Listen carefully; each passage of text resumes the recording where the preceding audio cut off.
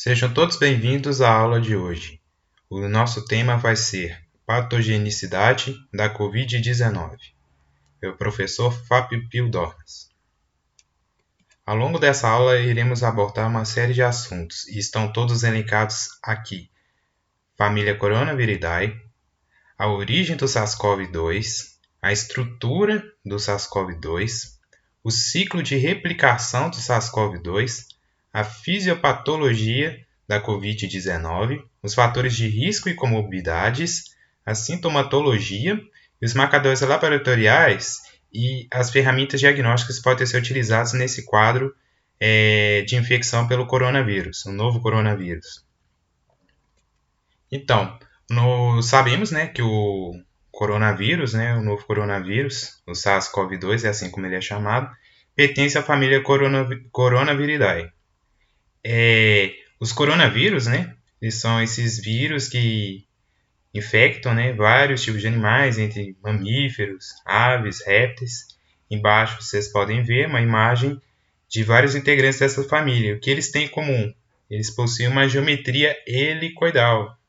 São vírus, envelopados, então eles possuem uma membrana lipídica, e possuem essas espículas aí que geralmente servem para se ligar nos receptores das células hospedeiras que eles vão infectar, Então, devido a essa característica, essas espículas que parecem como se fosse uma coroa, foi dado o nome para essa família, de coronavírus, Corona do latim quer dizer coroa.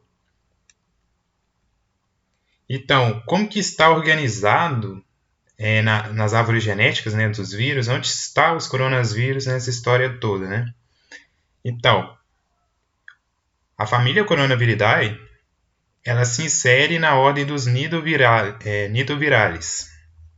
A gente pode ver aqui que a outra família bem próxima é a Rohiniviridae, e tem também a Therviridae, Rohiniviridae dá origem aos ocavírus e a Therviridae aos aterivírus. Aí dentro da Coronaviridae, a gente vai ter a subfamília Coronavirinae, e a Coronavirinae vai ter vários gêneros, entre eles os alfa, beta, gama e delta coronavírus. Os vírus que infectam os seres humanos geralmente estão dentro dessa família aqui, dos coronavírus, E aqui, por exemplo, dentro dos beta-coronavírus é que vai estar o SARS-CoV, que é o que teve a epidemia deflagrada em 2002 na China, o MERS-CoV, que é o do Oriente Médio, e o novo coronavírus, está aqui, Além disso, a família Coronaviridae também tem a subfamília Torovirinae, que vai ter os gêneros Torovírus e Bavínivírus, que vão ser vírus de maior importância veterinária. Então aqui a gente tem essa árvore filogenética que mostra, a divergência evolutiva dos diferentes tipos de vírus, e dentro deles a gente consegue ver algumas espécies de vírus, Então, que nem eu falei, beta-coronavírus, aqui dentro a gente vai ter o MERS-CoV, que é um vírus importante aí de infectar seres humanos. E essa figura aqui é de antes, da publicação do novo coronavírus, O novo coronavírus foi publicado anos depois, Então, aqui ele não vai aparecer. Mas a gente pode ver, que outro beta-coronavírus importante é o SARS-CoV, Tá aqui. Aí dentro dos beta-coronavírus a gente vai ter vários clados, por exemplo, clado A, clado B, clado C, clado D. Então a gente já vê como que esse vírus está localizado, em relação aos seus outros parentes. Então aqui a gente pode ver as espécies de hospedeiros que geralmente os coronavírus infectam, Então a gente tem aves, morcegos, cetáceos, felinos, ser humano, equinos, porco, girafa e várias outras espécies de mamífero, de roedores e répteis. Mas o que essa imagem aqui traz de especial que é importante guardar é o seguinte: geralmente o primeiro ancestral de todos os coronavírus surgiu ou em morcegos ou em aves, e ele conseguiu, através da evolução, infectar diferentes tipos de hospedeiros. E isso vai ter a ver com as modificações que as proteínas estruturais desses vírus vão sofrendo ao longo das gerações deles, né? E aqui embaixo, já podemos ver que daqui corresponde àquelas famílias, aqueles subgrupos virais que eu mostrei anteriormente. Então, por exemplo, daqui são os beta, né? Então aqui a gente tem, ó, todos os beta 2A, 2B, 2C, 2D. Vai ter uma imagem mais para frente também, vai mostrar explicando essa figura. E aqui a gente tem os torovírus, né? Bavinivírus, coronavírus, vírus, todos os integrantes da família Coronaviridae. Então, prosseguindo, especificamente para o SARS-CoV-2, onde que ele surgiu? Ele surgiu, como a maioria já sabe, na cidade de Wuhan, na China. Aqui está Wuhan. Está bem próximo de Pequim. Destaquei aqui nessa imagem também outras cidades importantes para a região: Xangai, Taipei, Hong Kong, Hanoi. Pode ver que são cidades muito populosas.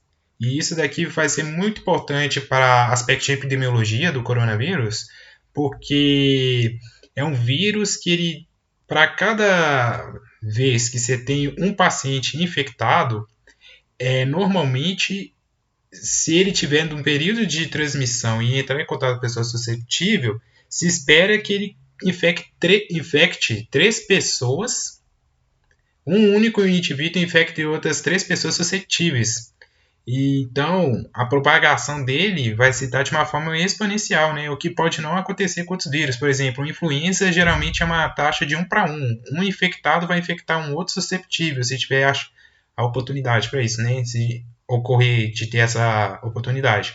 Já para o coronavírus, esse número é maior, então é de 1 para 3. Então, por isso que é importante as medidas aí epidemiológicas, né? Que não é o foco aqui da aula, mas só salientando a importância aí das medidas de higiene para a prevenção da transmissão. E a gente pode, só com esse pequeno recorte geográfico aqui, de onde o vírus surgiu, ver como que é evidente, né, a explicação da infecção pelo coronavírus ter se tornado uma pandemia global, né? Se a gente considerar que a China é um país com maior população mundial.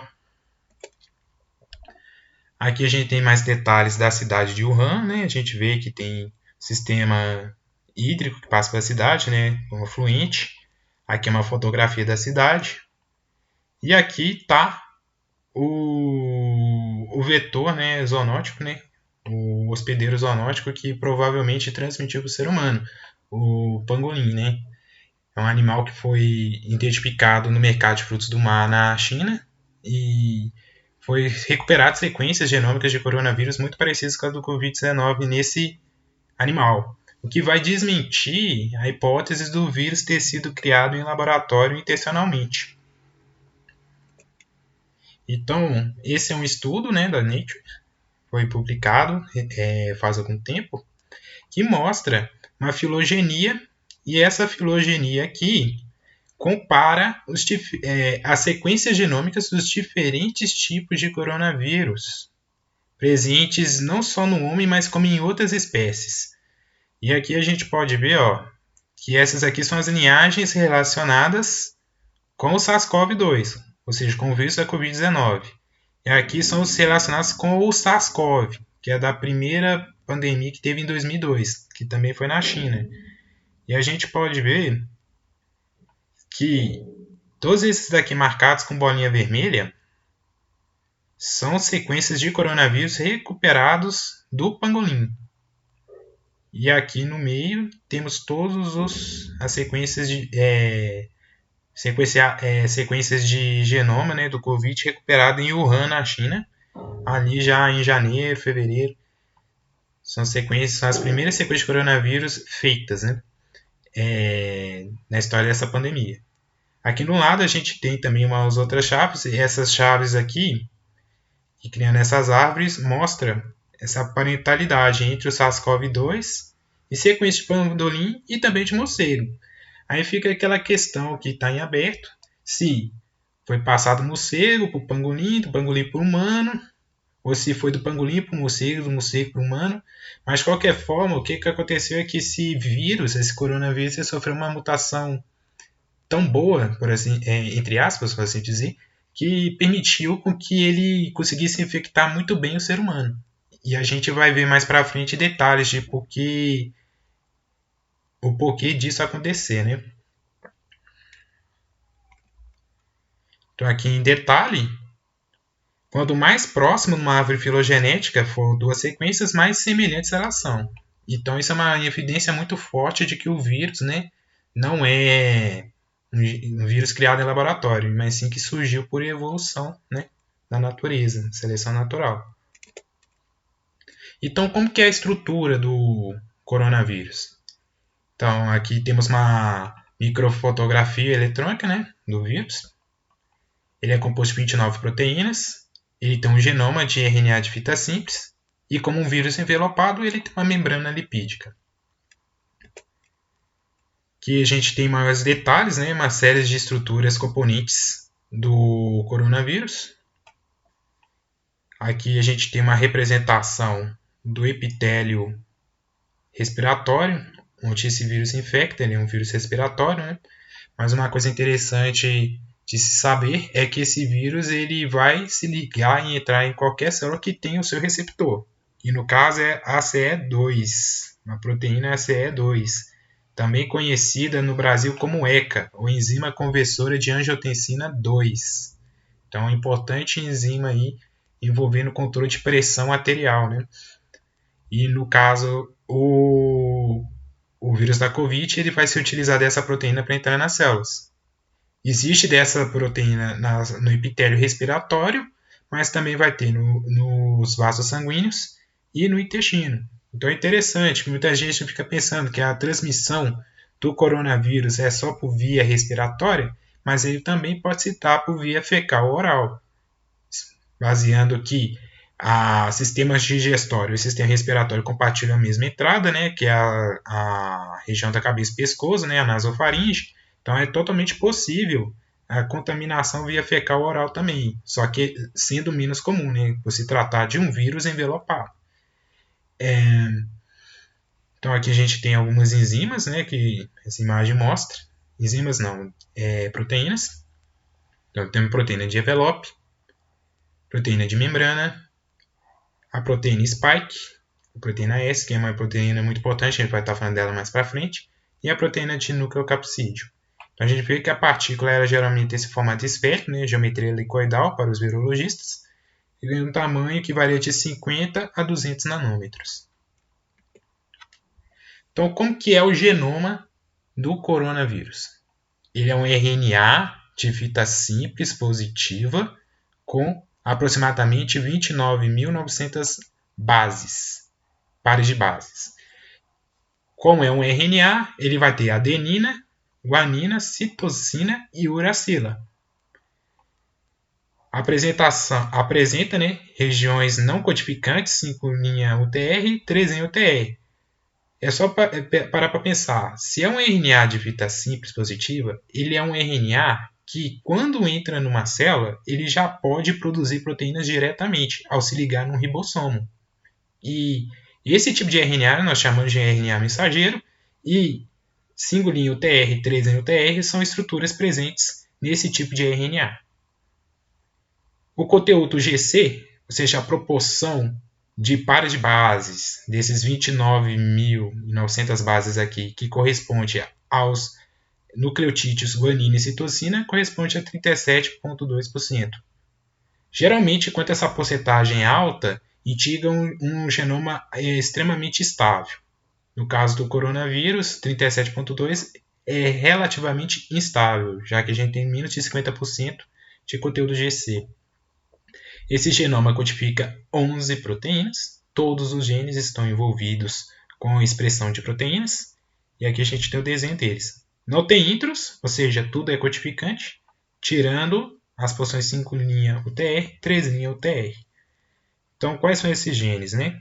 A gente tem aqui a OFA1B, primeiro gene. Depois temos o gene da proteína S, OF3A, proteína E, proteína M, ORF6A, ORF7A, ORF7B, ORF8, o gene da proteína N, a ORF10. Cada uma vai ter comprimidos de nucleotídeos diferentes e vai levar a produtos proteicos diferentes.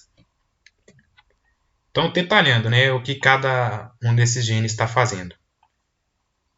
A OF1AB ela vai produzir duas cadeias polipeptídicas, as cadeias polipeptídicas A e B, e vão produzir proteínas não estruturais desse vírus. Os detalhes a gente vai falar mais na frente. Então, temos os genes de proteínas estruturais, proteína S, E, M e N, e temos as OFs, né? OF significa janela aberta de leitura, é uma região codificante do genoma, ou seja, uma parte do DNA ou do RNA que vai produzir uma proteína. Então, todas as outras OFs que estão aqui codificam proteínas acessórias que vão ajudar, seja na tradução, seja na replicação, seja na montagem do vírus. São proteínas coadjuvantes, elas não têm um papel principal. O papel delas está atrelado ao papel de outras proteínas. Então, o que faz o coronavírus interessante do ponto de vista genômico? São duas coisas. Primeiro, ele tem uma afinidade aumentada pelo receptor ACE2. Isso se dá como? Se dá porque a proteína spike, que é a que vai ligar lá na ECA, né, na enzima conversor de angiotensina 2, ela é a que vai ligar nesse CID. Ela sofreu mutações que permitem ela se ligar com uma grande afinidade. Entendeu? E, além disso, ela vai ter uma característica interessante. Ela vai ter um sítio de clivagem polibásico funcional e que fica entre as duas subunidades dela. Ela é uma proteína formada por duas cadeias que se conjugam. Então, esse sítio polibásico funcional vai ajudar na entrada do vírus na célula. Mais detalhes sobre isso vai ser dados mais à frente.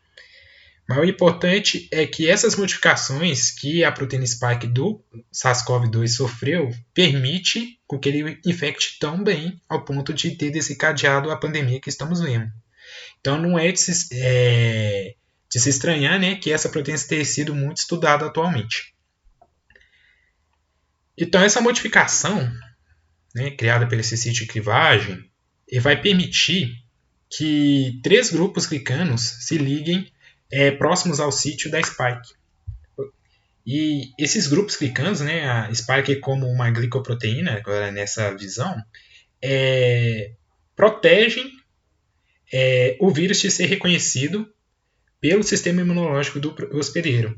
E, ao mesmo tempo, se protege, favorece com que o vírus fique viável por mais tempo no organismo do hospedeiro para tentar infectar uma célula. Então, além desse sítio polibásico que permite a clivagem, temos também mutações do próprio domínio de ligação. Né? O domínio de ligação, queremos dizer, é a parte específica da proteína S que vai se ligar na proteína ACE2. Esse domínio de ligação ele sofreu mutação. E, claro, né, se é a parte tão crucial para fazer essa conexão entre a proteína do vírus e a proteína do hospedeiro, vai ser a região que vai ter maior variabilidade genômica, né? Quando comparamos coronavírus, seja da mesma espécie, seja de uma família inteira. Então, a gente observa uma grande variabilidade desse domínio de ligação da proteína S. Então, o que há de especial lá nessas variações? São 6 aminoácidos que eles se mostram críticos para a ligação do vírus e para a determinação da extensão das espécies infectadas. Ou seja, dependendo dessa combinação de 6 aminoácidos, vai definir se aquele coronavírus infecta humano, se ele infecta uma baleia, se ele infecta uma galinha ou um quelônio, né, uma tartaruga. E aqui a gente tem, isso daqui é o cluster W, né? É um alinhamento de sequências. Cada linha aqui é a sequência de aminoácidos da proteína dessa região que eu acabei de falar, o domínio de ligação. E em cada linha a gente tem uma espécie de coronavírus diferente. Comparando, olha só, SARS-CoV-2, SARS-CoV, o coronavírus obtido em pangolim, coronavírus obtido em morcego, e assim vai, várias espécies. E quando a gente compara as letras, se é a mesma letra, é o mesmo aminoácido. Por exemplo, letra N, glicina. Letra T, treonina. E assim vai. E aí a gente vê que 6 deles vão ser conservados. Esses 6 aqui são conservados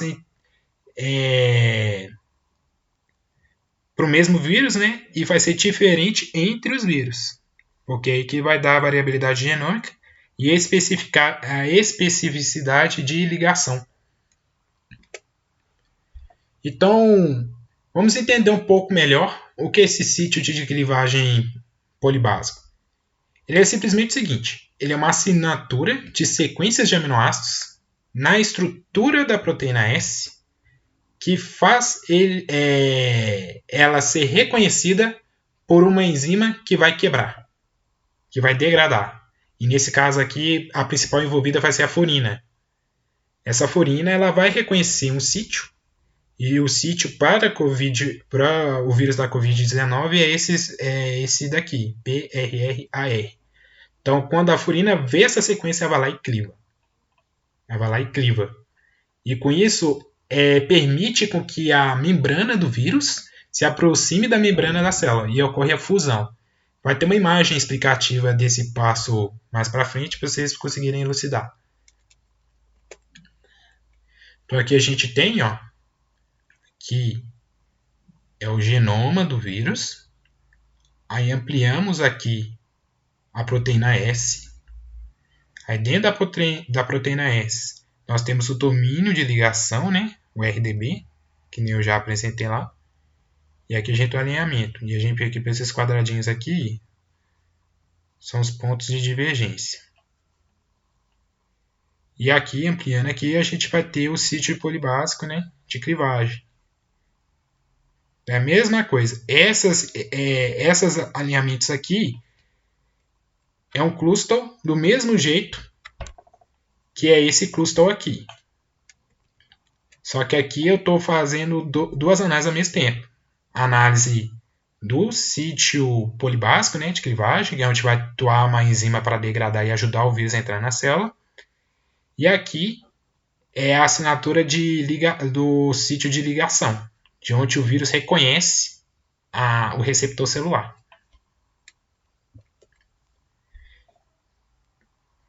Então, seguindo para as proteínas, eu falei lá atrás, né, que são formadas duas cadeias de poliproteínas, a cadeia A e a cadeia B.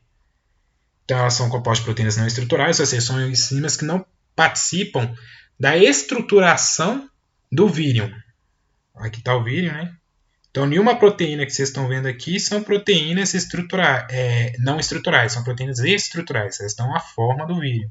Então, as proteínas não estruturais são proteínas que vão estar atuando em outras partes do ciclo de vida do coronavírus, que não a formação do vírion. Então, a cadeia A, ela vai ter as proteínas da ORF1, né, cadeia A, proteína de 1 a 10, NSPs, como assim vamos chamar. Então, da NSP1 a NSP10 vão estar na cadeia A. Na cadeia B, vamos ter da NSP11 a NSP16. E as proteínas, depois de traduzidas, serão separadas por proteinases. Essas proteinases eu vou mostrar mais na frente.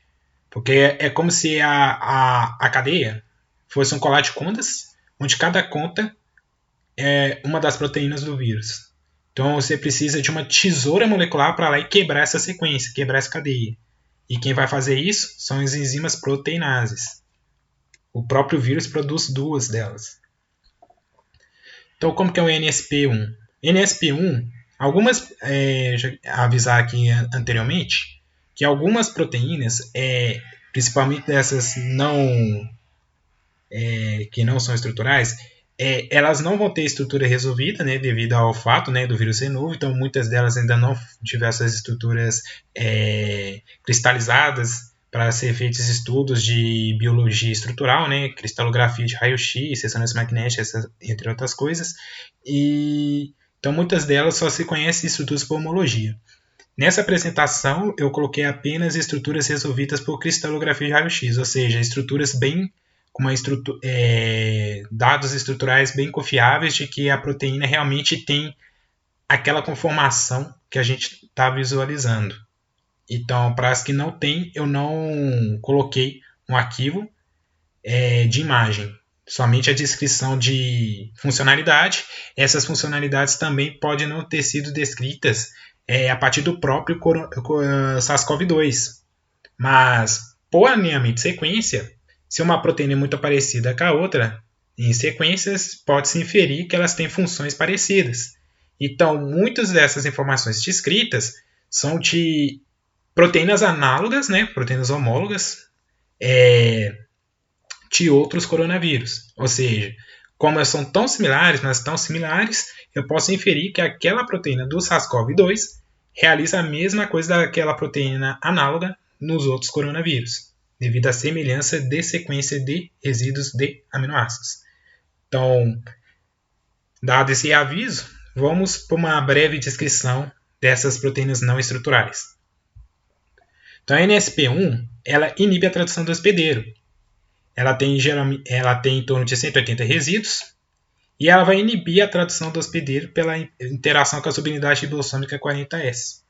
O que isso significa? Isso significa que essa proteína é responsável para fazer com que a maquinaria da célula hospedeira pare de trabalhar para produzir proteínas do hospedeiro e assim poder ser utilizado para produzir proteínas do vírus. Ou seja, é como se ele otimizasse a replicação viral e com isso conseguisse produzir mais vírus por célula infectada.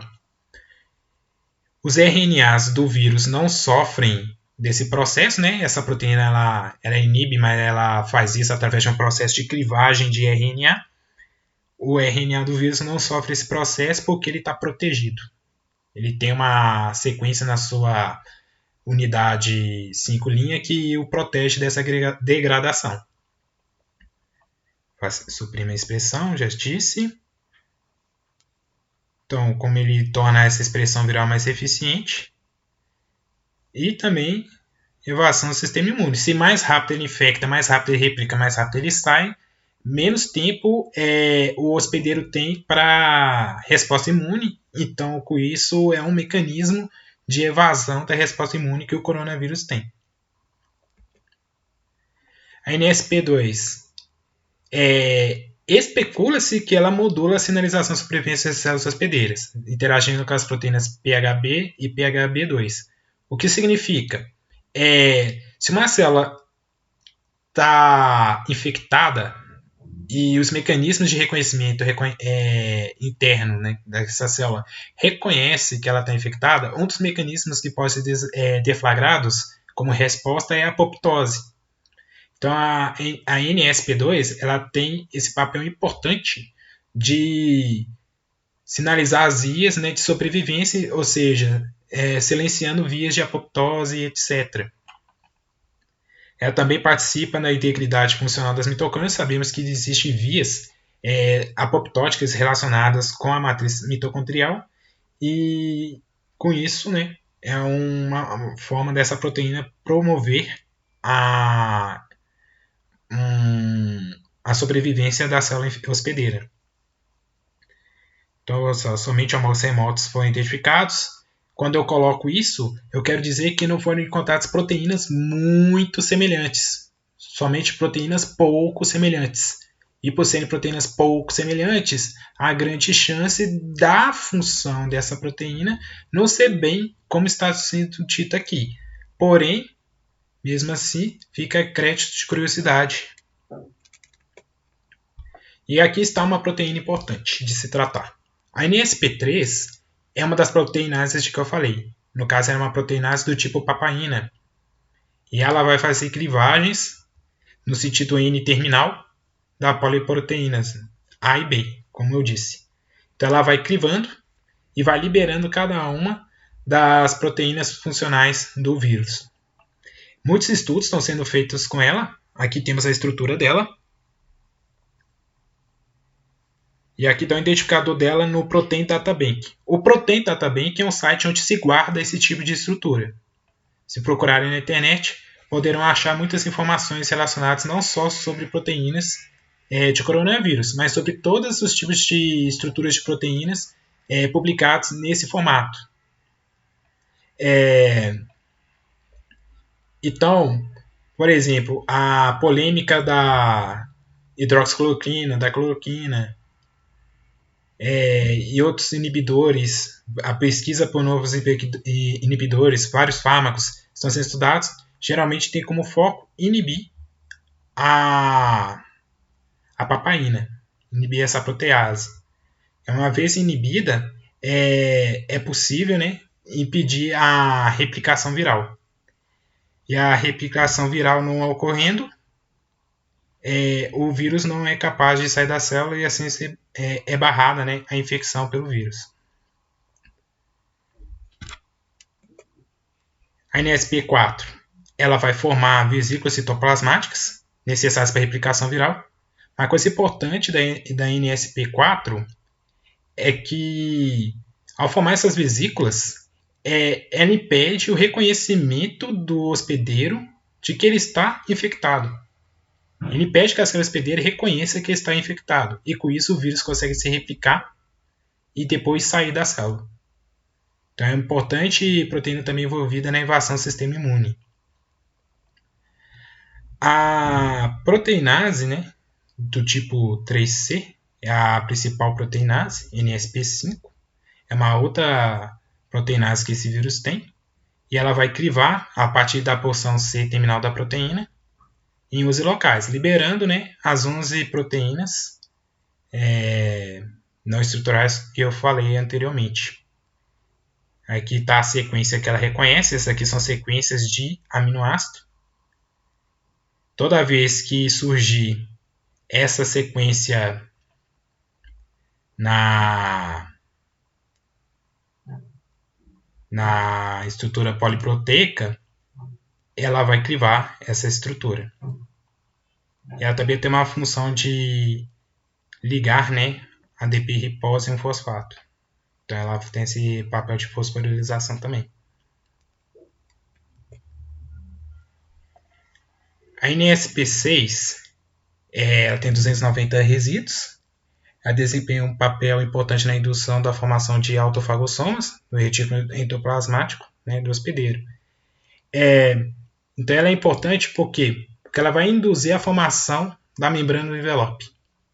E a membrana do envelope do coronavírus surge a partir da membrana do retículo endoplasmático ou também do complexo de Golgi, e não da membrana citoplasmática, como pode acontecer para outros vírus. Então é um detalhe importante de se ter em mente. As proteínas SP7 e SP8 geralmente estão trabalhando juntas, elas ficam ligadas uma na outra, na mesma estrutura. A NSP8 tem 198 resíduos, a NSP7 tem 83 resíduos. São importantes na replicação viral e podem ser necessárias para ativar a atividade de síntese da polimerase, a RNA polimerase, que no caso é a RNA polimerase coronavírus, é a proteína não estrutural número 12, a NSP12. Vamos falar dela mais para frente. Aqui está a estrutura da NSP5, a estrutura da NSP7 e 8 juntas.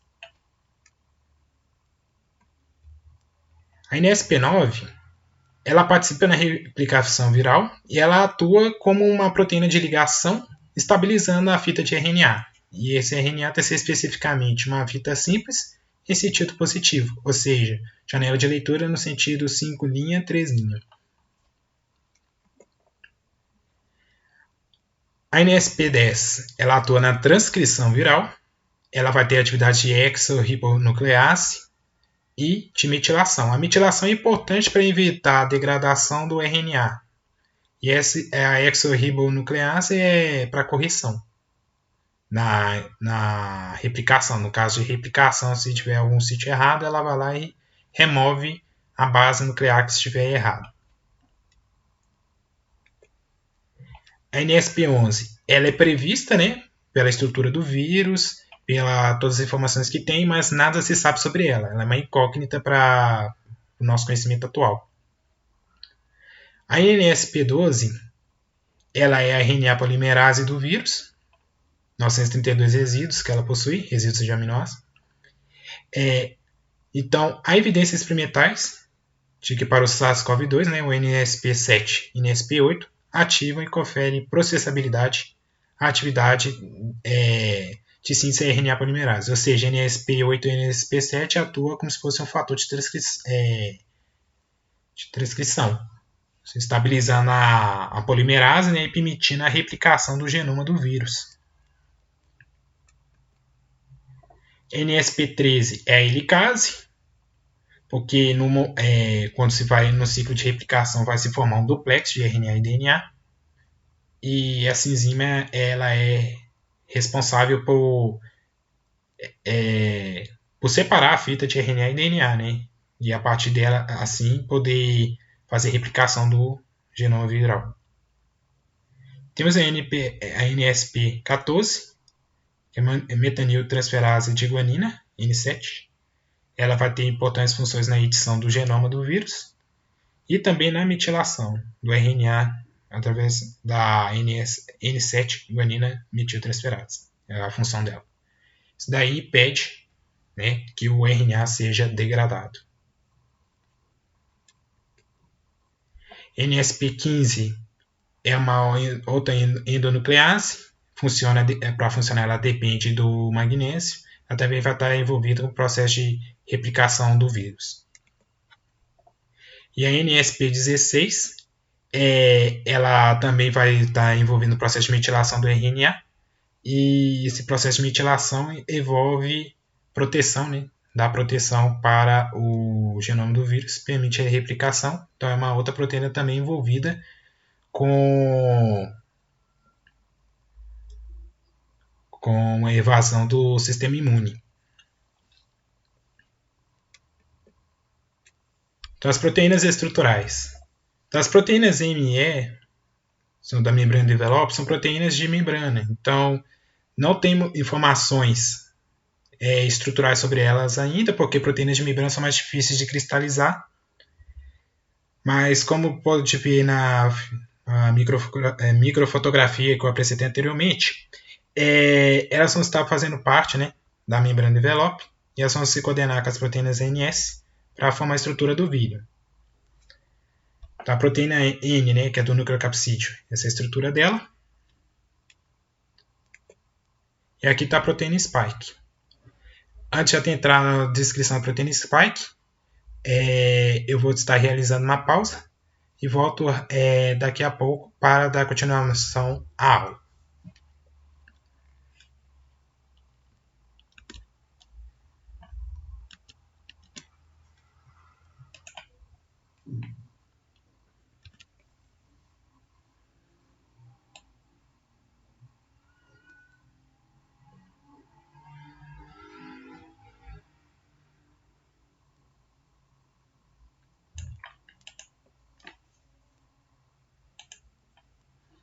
Estamos de volta com a videoaula sobre a patogenicidade da Covid-19 e paramos na descrição das proteínas estruturais. Agora a proteína S, também chamada spike, do inglês espícula.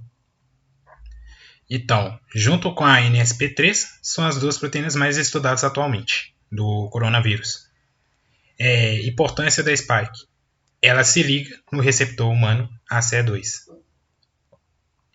Aqui embaixo a gente tem a visão dessa proteína em diferentes ângulos. Aqui é de uma visão oblíqua, que é a visão de cima, como se a gente estivesse olhando a proteína de fora. E aqui uma visão por dentro, no sentido de como se eu estivesse dentro do vírus e olhando para ela. Ela é uma proteína que se insere por fora, né? Ela são as espículas que formam a coroa do coronavírus. Então, já falamos, né, que é a enzima que é a proteína que vai se ligar no receptor e permitir a inserção do vírus dentro da célula hospedeira. Então, várias estruturas estão publicadas dessa proteína. Aqui a gente tem ela coordenada com anticorpo. A proteína S ela tem sido utilizada no desenvolvimento de vacinas para a Covid-19. Então, estudos de como anticorpos se ligam a ela são muito importantes. E aqui temos a ligação dela com o receptor ACE2.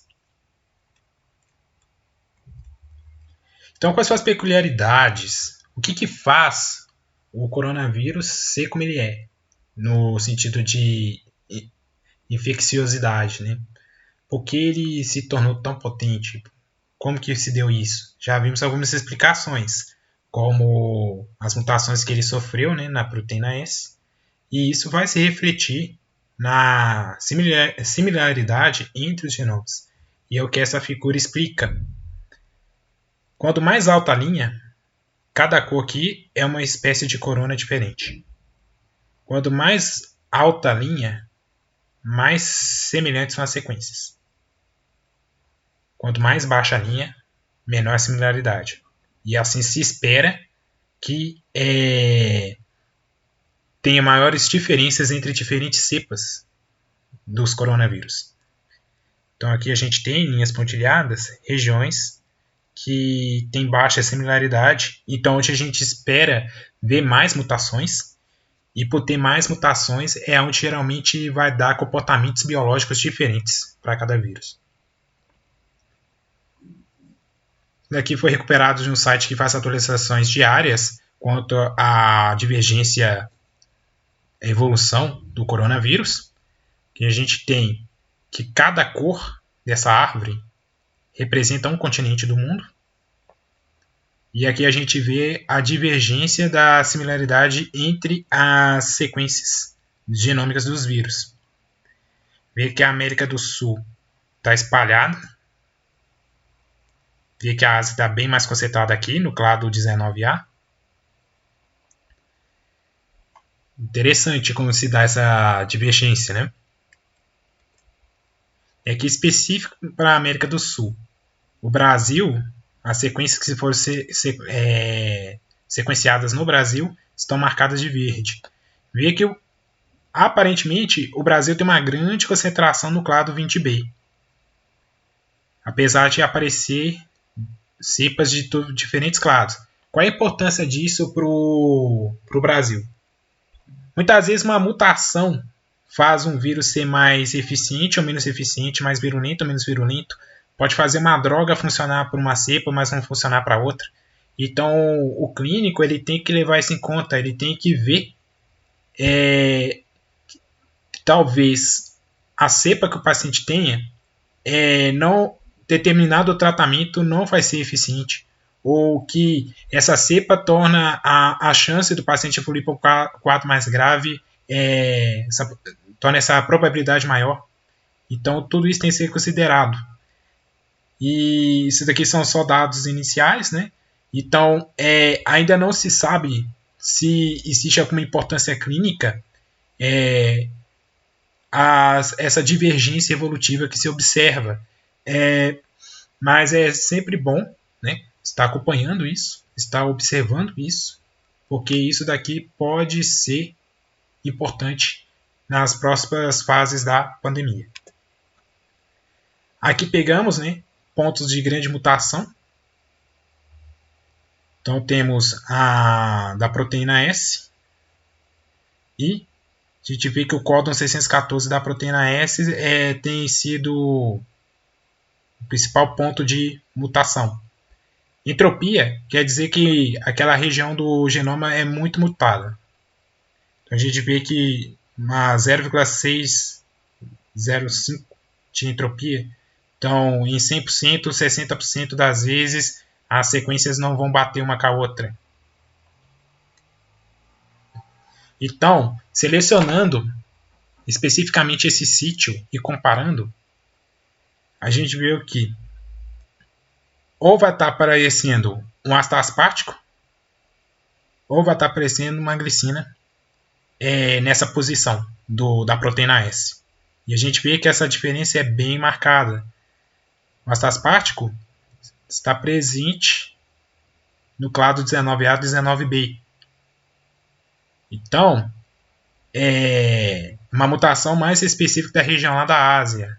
O pessoal da Ásia que tinha mais sequências nessa região.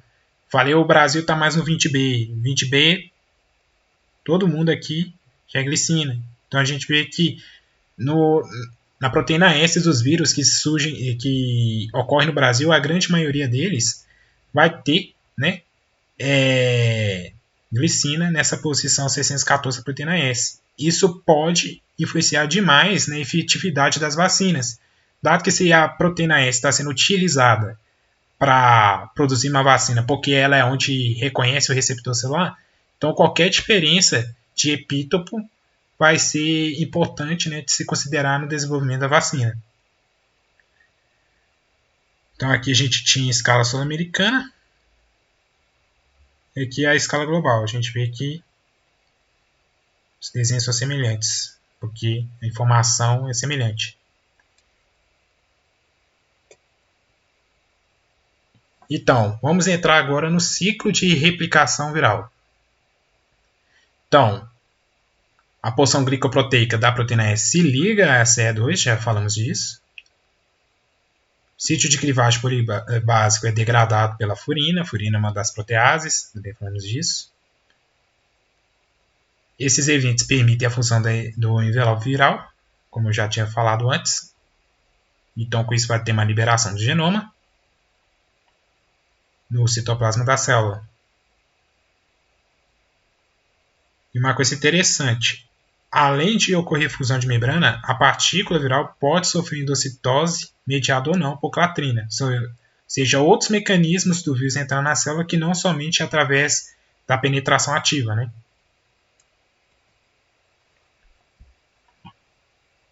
Então, uma vez que o genoma está dentro da célula, ele é replicado, novas proteínas são feitas e inseridas no retículo endoplasmático no complexo de Golgi, é formado o nucleocapsídeo, as partículas virais germinam a partir da membrana, né, do retículo endoplasmático do de Golgi, e as vesículas contendo as partículas virais são liberadas através da fusão com a membrana citoplasmática da célula. Então aqui está um ciclo, que vocês podem ver. Coronavírus, proteína spike liga no receptor ACE2. Aí isso aproxima, a furina vai lá naquele sítio polibásico e degrada a spike. A membrana do envelope funde com a membrana celular. O RNA é liberado do citoplasma. Vai ligar no retículo endoplasmático, vai sofrer replicação. Então temos o genoma replicado, temos as proteínas expressas, né? Então aqui são os RNAs de cada uma das proteínas estruturais. Aqui são inseridas as proteínas de envelope, né? E de membrana no retículo endoplasmático, isso vai para o Golgi. Ao mesmo tempo a gente tem a proteína do nucleocapsídeo mais o genoma se enrolando para formar o nucleocapsídeo. Isso coderna com as proteínas do envelope, forma a vesícula. Essa vesícula se funde com a membrana citoplasmática e o vírus é liberado para o meio externo. Então, vamos ver como que dá, né, a resposta do sistema imunológico do hospedeiro para com o coronavírus, a infecção. Então, como toda resposta viral, vamos ter células apresentadoras de antígeno, que vão apresentar peptídeos antigênicos, né, através do complexo MHC, para células T citotóxicas. Células T citotóxicas são células que matam células infectadas. São células do sistema imune que reconhecem células hospedeiras infectadas por vírus ou outros parasitas intracelulares e as destrói.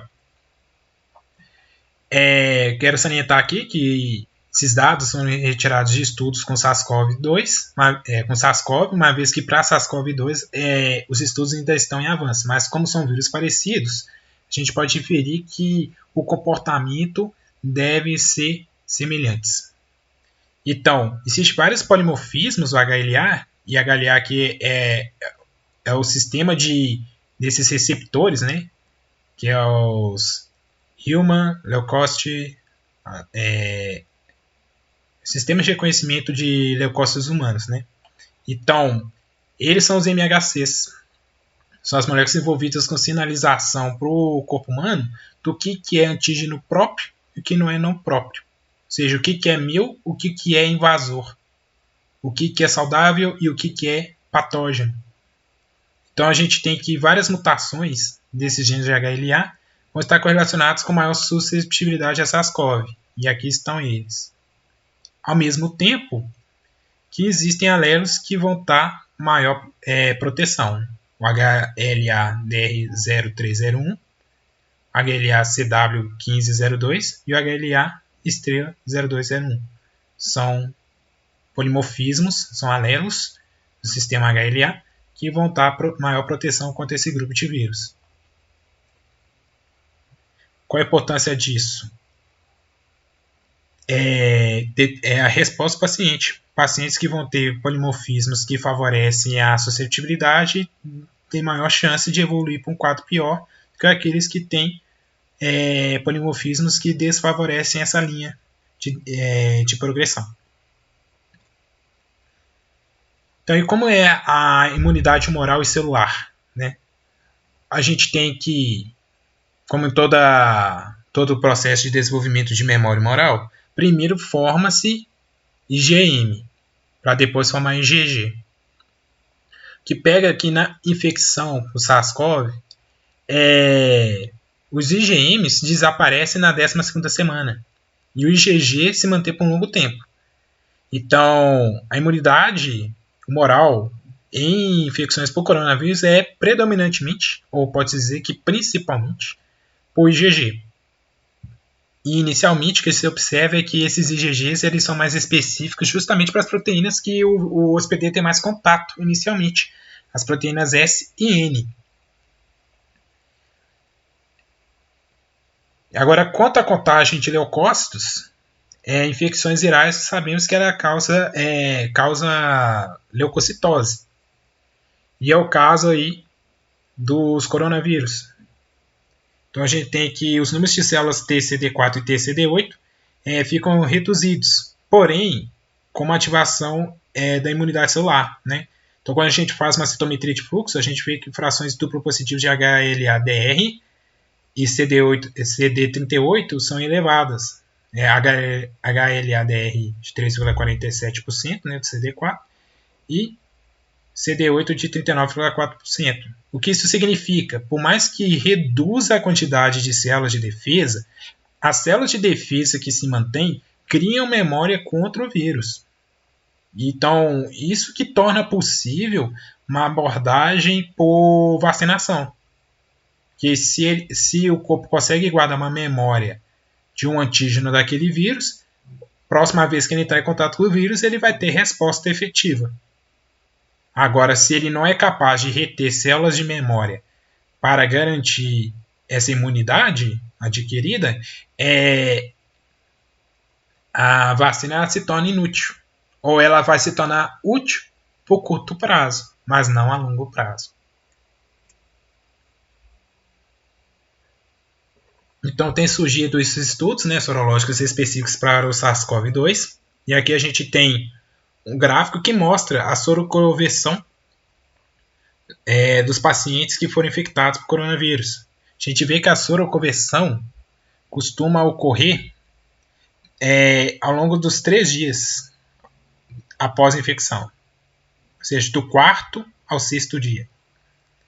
Então, ao final do 6º dia, a gente já tem uma grande quantidade de IgG. Que a gente mostra aqui para esse aumento aqui dos níveis. Né? Então, aqui a gente tem a concentração logarítmica de anticorpos e aqui no eixo a gente tem o tempo, né? Medido em dias.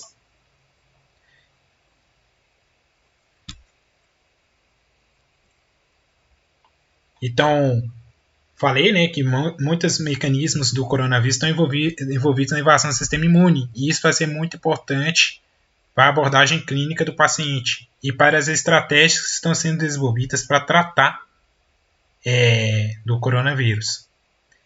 Então, ele emprega, né, diferentes formas de invadir o sistema imunológico. Quando ele cria aquelas vesículas que eu falei, dificulta o reconhecimento, né? Vai ter poucos receptores de reconhecimento de padrões de patógenos por parte do hospedeiro. Então, quando ele replica dentro das vesículas de membrana produzidas a partir dos retículos endoplasmáticos e complexo de Golgi, ele fica mais protegido e mais difícil de ser detectado pelo sistema de defesa da célula. Então, os coronavírus também, através da outra proteína, SP, né? Eu citei anteriormente, ele também reduz a expressão de genes da própria célula. E ao reduzir a expressão de genes da própria célula, isso também dificulta, né, aquela célula expresse uma resposta contra a infecção. Então, vamos para a progressão clínica. Então, a partir de agora, a gente vai descrever desde quando o paciente adquire o vírus, né, contrai o vírus, o que vai acontecendo com esse paciente ao longo dos dias. Então, a infecção pelo COVID, ela vai ter 3 estágios, né? E aqui, quando dizemos a COVID-19, estamos falando do COVID, a doença. Então, o que acontece com o corpo do paciente? No estágio 1, temos o chamado de estado assintomático, vai de 1 a 2 dias do início da infecção. Ele se liga primeiramente às células da cavidade nasal, que também tem a proteína CE2, né? Como eu disse, a CE2 não é específica do epitélio pulmonar, ela é presente em outros sítios anatômicos, e no caso todo o trato respiratório ele possui essa proteína. Então o vírus não replica apenas no epitélio pulmonar, mas também na nasofaringe. E é geralmente como ele começa. Ele começa na nasofaringe, replica lá, propaga, tem uma pequena resposta imune, inata, né? Não é adquirida. Então aqui, devido a lesões, né, vão gerando sinalização inflamatória e o corpo começa a responder. Nesse estágio, o vírus pode ser detectado através de swabs nasal, né? Esse teste rápido de RT-PCR. A gente faz o swab nasal, a gente passa o cotonete no nariz do paciente e a partir dali a gente consegue recuperar material genético do vírus. Então, nesse estágio, um RT-PCR seria positivo. Seria possível detectar a presença de coronavírus naquele paciente. E uma coisa interessante, que apesar da baixa carga viral, o indivíduo, né, infectado já é capaz de transmitir efetivamente a doença. Por quê? Que nem eu expliquei inicialmente, o coronavírus, para cada um paciente contaminado, ele é capaz de transmitir para outras 3 pessoas susceptíveis. Uma propagação exponencial. E ao mesmo tempo, o coronavírus ele tem uma série de intervalos, ou seja, o período de dias que um paciente infectado pode ficar e que é capaz de transmitir o vírus para outra pessoa é longo. Esse período é longo, é de 7 dias e meio a 8 dias. Então, por uma semana, mais ou menos, e esses números podem mudar, né? Porque estudos ainda estão sendo feitos, então esse intervalo pode aumentar como reduzir, mas vamos considerar que 7 dias é um período muito longo, se a gente comparar, por exemplo, com a influenza, que o período é de 2 dias. Então, ao longo de 7 dias de infecção, uma pessoa contaminada com Covid é capaz de transmitir para outra. Então, quando a gente combina esse fato com o fato de que você precisa de pouquíssimas partículas para desencadear uma infecção, ou seja, mesmo com uma baixa carga viral, ou seja, com uma baixa quantidade de cópias do vírus, é capaz, né, de transmitir efetivamente a doença. Então, como eu falei, né, o RT-PCR pode ser utilizado para fazer o diagnóstico nessa fase. Quando a gente quer fazer uma análise quantitativa, ou seja, descobrir qual é a carga viral do paciente, a gente precisa padronizar essas medidas. Por quê? Porque podemos colher swabs nasais, mas também podemos colher swabs na garganta. E geralmente swabs nasais eles costumam ser mais sensíveis. Então, pode-se recuperar mais vírus no epitélio do nariz do que da garganta. Então, não pode simplesmente ser colhido de qualquer jeito. Essa coleta aqui deve ser muito padronizada para que os números recolhidos pelo ciclo de replicação, né, na técnica do RT-PCR, seja fidedigno.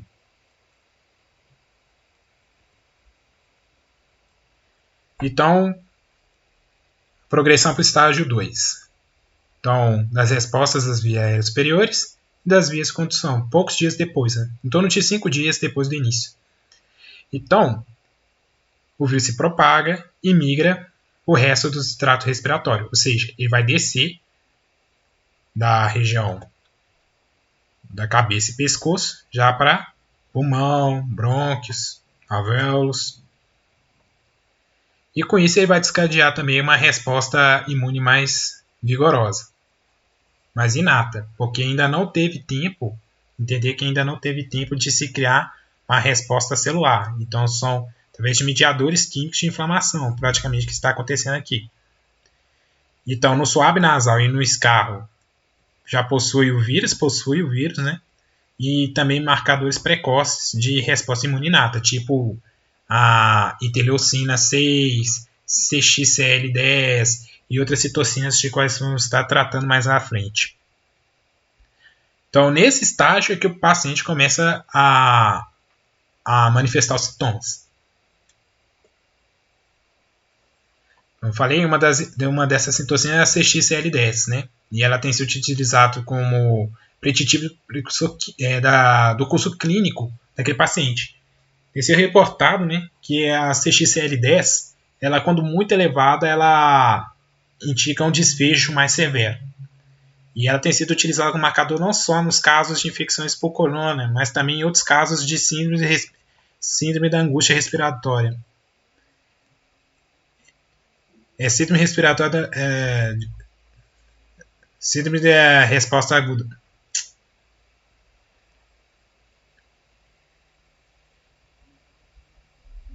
Cerca de 80%, né, dos pacientes infectados vai ter só a forma branda.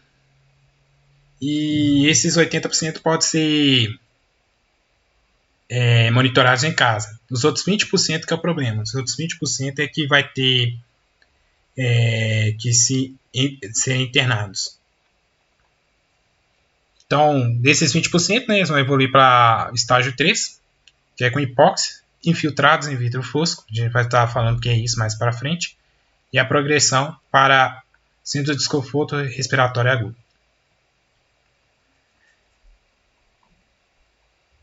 Então, o que acontece, né, com esse pulmão? A gente vai estar explicando agora. O SARS-CoV vai atingir as unidades de troca e vai infectar primordialmente as células alveolares do tipo 2. As partículas são liberadas e induzem a apoptose e necrose daquelas células infectadas. Ocorre uma destruição tecidual, e essa destruição tecidual vai estimular a regeneração epitelial daquele tecido, mas isso não vai se dar de forma eficiente. Por quê? Porque no epitélio respiratório nós temos células alveolares do tipo 2 e do tipo 1. E as células do tipo 2, elas dão origem às células do tipo 1, mas as células do tipo 1 não dão origem às células do tipo 2. E o SARS-CoV-2, ele atua justamente replicando nas células do tipo 2. Então, ele compromete a capacidade do epitélio respiratório de se recuperar.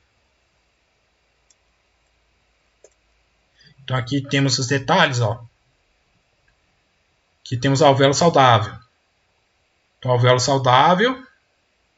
E aqui vamos ter células do tipo 1, células do tipo 2. E aqui temos o capilar do sistema respiratório. Então, a alvéola aqui cria a barreira respiratória, né, que permite a troca gasosa de oxigênio e CO2. O vírus pega e vai replicar principalmente nas células tipo 2. E a principal função da célula tipo 2, além de replicar e formar mais células tipo 1, é produzir surfactante pulmonar. E o surfactante pulmonar ele impede a colapsação do alvéolo. Ele mantém o alvéolo aberto, porque aqui tem uma diferença de pressão importante, a pressão negativa, então a presença do surfactante pulmonar impede que o alvéolo colapse quando a gente expira, né? Quando o ar sai do pulmão. Então o vírus vai destruir essa célula, e na hora que ele destrói essa célula vai ocorrer um processo inflamatório. Esse processo inflamatório vai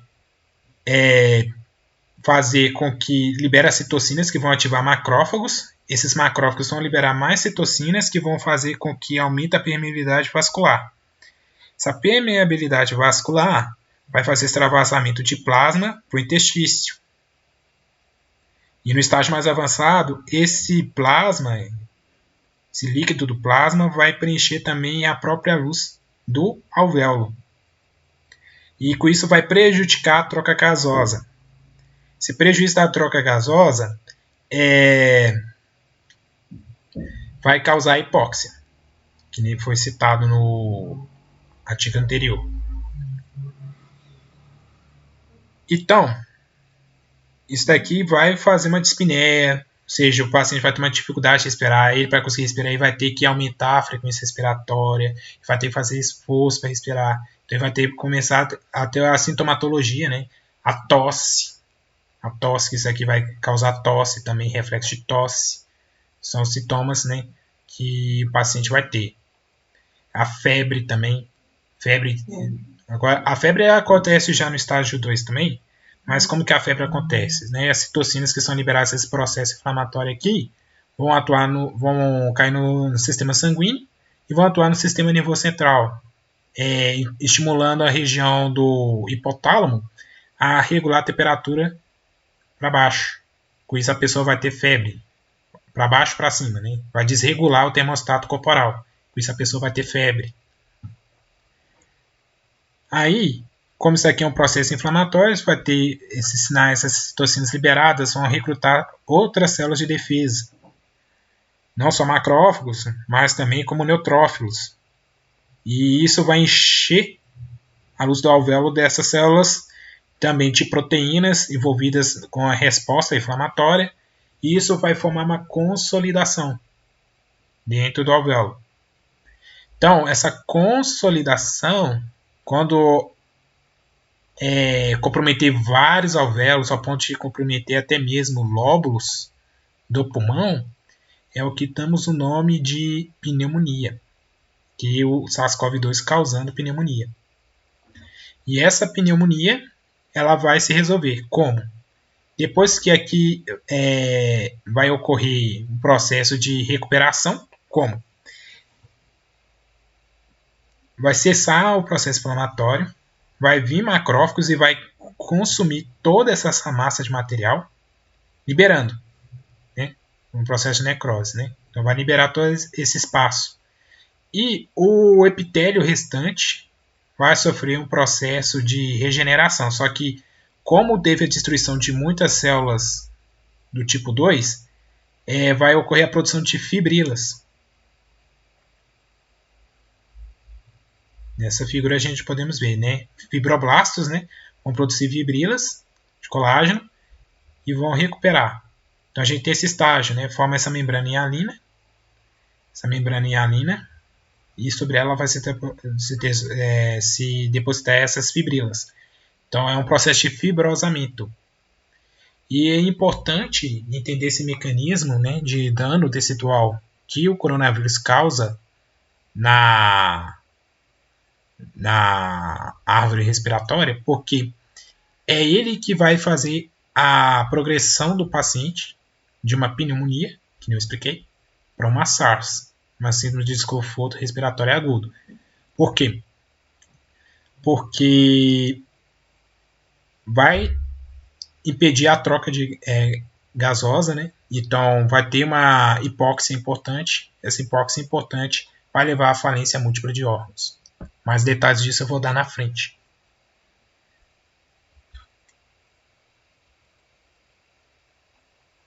Então, a síndrome da angústia respiratória aguda é a principal causa de morte da Covid-19, né? E um dos mecanismos por qual ela é deflagrada no caso de infecção por Covid-19 é a tempestade de citocinas. Que nem eu expliquei que aqueles sinalizadores inflamatórios são liberados, citocinas são liberadas, que vão sequestrar, convocar, né, o sistema imune a atuar. Quando esse processo ocorre de forma exagerada, a gente vai ter a tempestade de citocinas. E essa tempestade de citocinas vai desencadear a síndrome. Então, a definição da síndrome é que ela cursa, né, com uma dispneia intensa, de instalação rápida, hipoxemia e infiltrados pulmonares difusos que levam à insuficiência respiratória. Então, a lesão, o lesionamento do trato respiratório é tão importante, mas tão importante, que o paciente desenvolve uma insuficiência respiratória. Que é uma insuficiência respiratória tanto pelo edema, que é formado quando tem o extravasamento do plasma, né, como o próprio processo de destruição do epitélio e depois com seu fibrosamento. Então a gente tem o SARS, ele evolui primeiro com a parte exudativa, né? A gente tem o edema ao longo dos 2 primeiros dias. Esse edema, né, a gente tem lá a degradação, a formação, né, da consolidação. Aí essa consolidação depois é toda degradada por macrófagos. Aí forma as membranas hialinas, né, desse epitelial que vai sofrer regeneração, só que vai se regenerar com fibrose, né, devido aos mecanismos pró-inflamatórios que se manifestam ao longo da evolução da doença. Então, na fase proliferativa, desculpe, onde que se forma a cicatriz, né? Então, vai ter esse processo, né, de restabelecer a estrutura do alvéolo de forma diferente, né? De forma fibrótica. Então, recordar ele é viver. Então, aqui temos que isso aqui seria como uma fase proliferativa. Então, quando essa fase cessa, a gente já vai ter a formação da fibrose, e com isso aqui já é o caso final do SARS, né? O paciente perde essa capacidade respiratória e não consegue recuperar mais. Então a gente vê aqui vários mediadores envolvendo, né? Interferon alfa, né? E outros fatores antisséricos atuam na fase inicial. E depois a gente já tem, né, inibidor de HSA2, ativatores de MSC, hialuronidase, que já estão envolvidos com o remodelamento desse tecido. Só que, porém, isso tudo, esse dano não está restrito apenas ao pulmão. Isso tem consequências sistêmicas. Bom, por exemplo, essas citocinas inflamatórias vão aumentar a chance de coagulação intravascular. Essas citocinas também vão atuar no miocárdio, causando degradação do miocárdio, causando problemas nos sistemas de vascularização do coração, né, nos vasos coronarianos. Vai atuar também nos rins, dificultando a perfusão renal. Vai atuar no fígado. Então, todo o corpo vai estar envolvido nessa resposta, devido aos sinais inflamatórios, né, que são produzidos, né, e também a hipóxia. Então, uma série de marcadores vão mostrar lesões nos outros órgãos. Então, a SARS, quando não é bem tratada ou quando ela é no estágio irreversível, ela vai desencadear a falência múltipla de órgãos. Então, quais são os fatores de riscos envolvidos nisso? Ter uma idade maior ou igual a 60 anos, presença de comorbidades, e temos casos refratários, casos que não respondem bem a tratamento. Quais são eles? Casos de gênero masculino, idoso, anorético e com apresentação afebril. Essa constelação de características no paciente indicam que eles costumam ser refratários à resposta, né? Eles costumam não melhorar. e quando se tem uma saturação de oxigênio menor que 90%. Das comorbidades, elas são muito importantes porque elas vão influenciar demais na resposta do corpo à infecção pelo Covid. E entre elas temos a hipertensão arterial, a diabetes mellitus, a doença coronariana e a doença cerebrovascular. A presença dessas doenças são fatores de risco importantes, porque esses já são quadros onde o paciente já tem alterações bioquímicas importantes, onde que já tem um estado pró-inflamatório do corpo. Ou seja, é mais difícil para pacientes que possuem essas comorbidades responder contra a deflagração de uma resposta imune tão forte como ocorre no caso da Covid-19. Aqui nós temos na doença coronariana como que se dá, né? Como que a infecção do coronavírus vai estar causando danos no miocárdio. Primeiramente, a infecção pelo coronavírus ele vai gerar sinais de inflamação. Esses sinais de inflamação vai causar tempestade de citocinas, né? Entre as citocinas temos IL-6, IL-7, IL-22, CXCL10. Todos eles vão aumentar a instabilidade plaquetária, que aumenta a chance de formar trombos. E a maior chance de formar trombos pode levar a infarto do miocárdio, pode levar, por exemplo, se o paciente já tem uma placa ateromatosa, pode piorar essa placa ateromatosa no sentido dela soltar e formar um êmbolo gorduroso.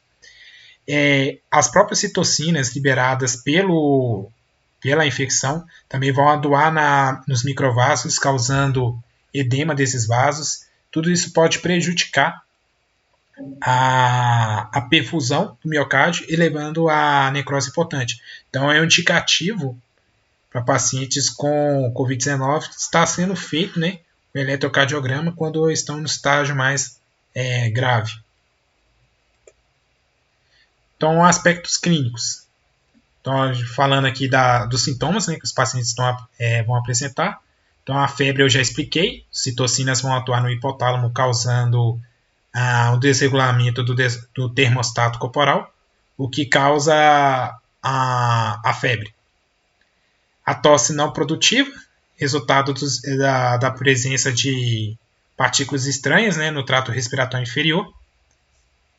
Dispneia, como a infecção prejudica a troca gasosa, isso aumenta o esforço respiratório, e esse esforço respiratório, sem uma melhora da saturação de oxigênio, causa a sensação de dispneia.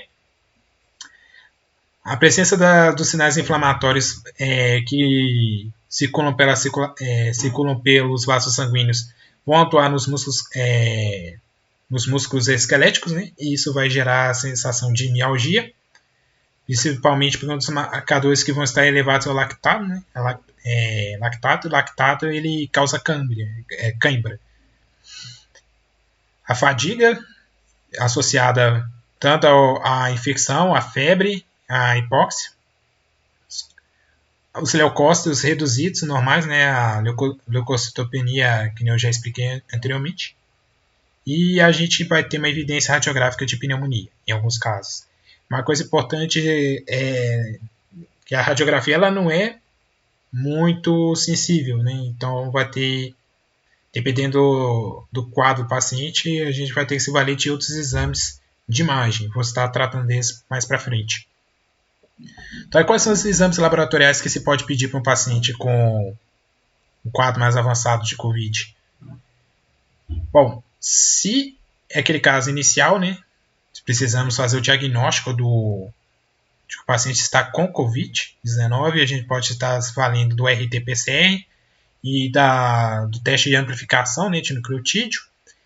Isso daqui só são válidos para os 3 primeiros dias, né? O paciente está na fase inicial. Você quer saber se ele tem Covid. Depois que ele avançar para outros estágios, a gente vê que não vai ter mais vírus na nasofaringe. Então, o RT vai voltar negativo. Contagem de leucócitos, a gente espera ver ela baixa. BNP, CNP e LFT, marcadores de inflamação, né? Marcadores de alteração de pressão para classificar o BNP. Então, a gente espera ver eles aumentados. Porque, por exemplo, se BNP é para aumentar, contribuir para aumentar a pressão, então se a gente tem que o paciente sofre com inflamação, com edema, e que líquido extravasa para o interstício, a gente tem que a volemia do paciente reduz, então a pressão do paciente reduz. Então a gente vê que esses marcadores vão estar aumentados, porque eles têm uma função sinalizar para o corpo, né, aumentar a pressão. Então, os sinais inflamatórios no fígado vão fazer com que eleve a AST, a ALT e as frações de bilirrubina. Se reduziu a pressão, reduz a pressão de perfusão das artérias renais. Isso faz com que aumente a quantidade de compostos nitrogenados e a quantidade de creatinina no sangue. Então, ureia, creatinina vão estar aumentadas.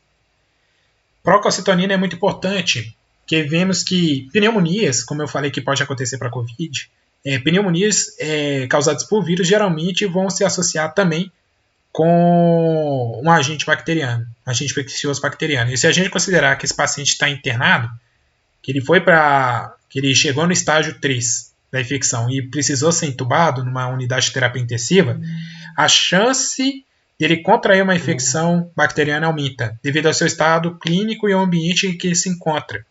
Então, dosar procalcitonina é importante para desencadear a infecção bacteriana. Isso também vai entrar para o manejo do paciente. Se o paciente tem infecção bacteriana, não é somente um antiviral que a gente vai ter que dar, ou a droga específica para coronavírus, ou as drogas específicas para controle da resposta imune, mas também um antibiótico. Proteína reativa C, SR, interleucina 6, lactato desidrogenase, são marcadores de estado inflamatório, né, precoce. São inespecíficos, mas são importantes para monitorar como que está a resposta inflamatória do paciente. Como eu falei, devido à sinalização de citocinas pró-inflamatórias, há grande chance de formar trombos nos vasos. Então, a presença a dosagem do dedímero permite ver a probabilidade, né, de esse paciente estar começando a formar trombos. O dedímero vai estar aumentado se tiver grande chance de ocorrendo a formação desses trombos. Ferritina também atua como marcador para estados inflamatórios, então é útil. Troponina e CKMB já é para monitorar o miocárdio, ver se já está tendo alteração de miocárdio. Geralmente não é muito inicial, não. Os marcadores cardíacos já modificam quando o paciente já está um bom tempo em estado avançado. Então, os exames de imagem. Podemos fazer radiografia, tomografia, ultrassonografia. No raio-x, nós veremos padrão de vidro fosco. Maior frequência desse padrão de vidro fosco é nas periferias da árvore respiratória e em regiões subpleurais, ou seja, mais nas pontas, né?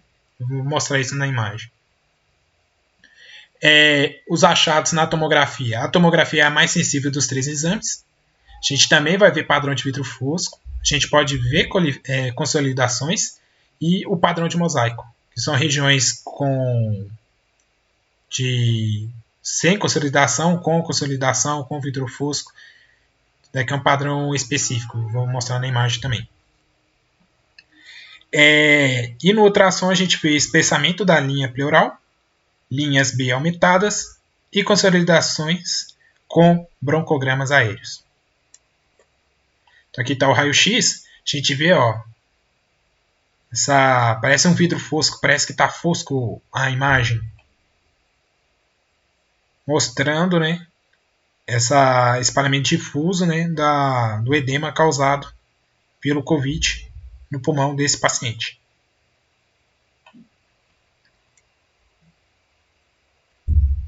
Aqui na tomografia, a gente vê regiões de consolidação, padrão de mosaico, regiões claras e regiões escuras,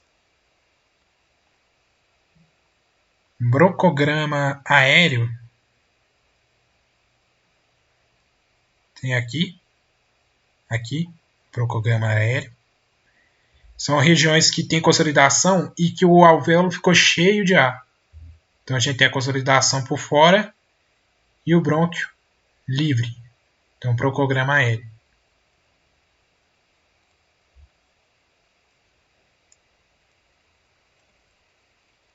No ultrassom, a gente tem linhas A, são essas linhas assim, e as linhas B são assim. Então aqui a gente tem o espessamento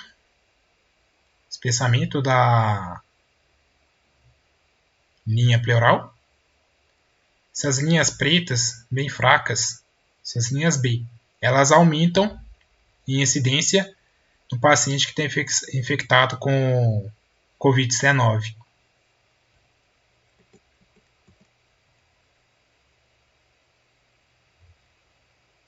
Também conseguimos ver consolidações, né? Nesse daqui não tem consolidações, então, mas deu para ter uma ideia aqui pela tomografia. Por isso eu gostaria de agradecer a todos por terem participado dessa videoaula. Essas são as referências utilizadas para criar essa aula. Gostaria de agradecer ao aluno Victor, que auxiliou na construção dessa aula. Obrigado a todos.